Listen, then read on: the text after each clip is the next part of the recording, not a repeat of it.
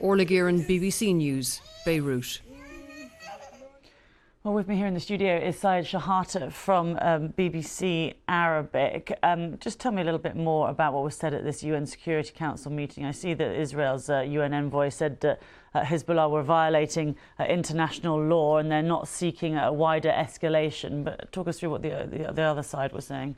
The main debate in this emergency session of Security Council is about discussing what's happening in the last few days in Lebanon. The Lebanese Foreign Minister, Abdullah Abu Habib, said what the Israeli done through exploding this communication device of Hezbollah, it's a terrorism, in his opinion. And said like Israel violated the sovereignty of Lebanon, it violated the international law, and also condemnation from Lebanese side.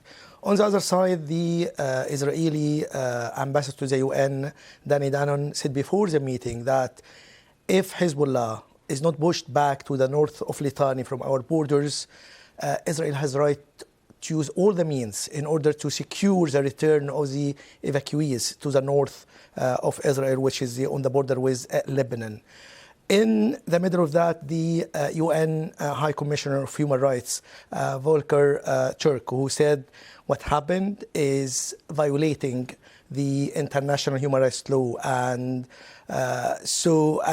he calls for thorough and transparent investigation and to put the people who carried and planned these attacks to be accountable. So condemnation from the international community, from Human Rights High Commissioner and from Lebanon, but the Israeli ambassador said Hezbollah is the reason because they consider as a threat to Israel and the evacuees from the north.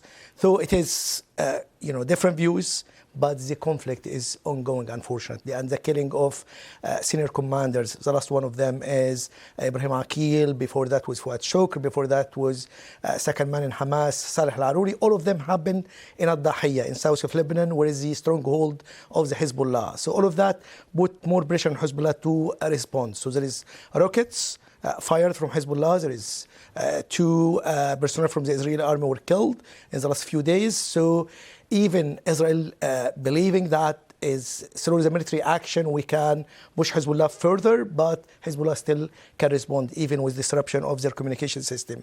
So it's still like Israel insisting that the military way is the only way, but the international community calling for calm restraint in order to reach a diplomatic effort. So Israelis still think diplomatic effort can happen, but what they do is contrary to what they call for a diplomatic effort. So it seems the conflict and the military operation put pressure on any diplomatic effort to reach a deal and make a peaceful end for the conflict right now.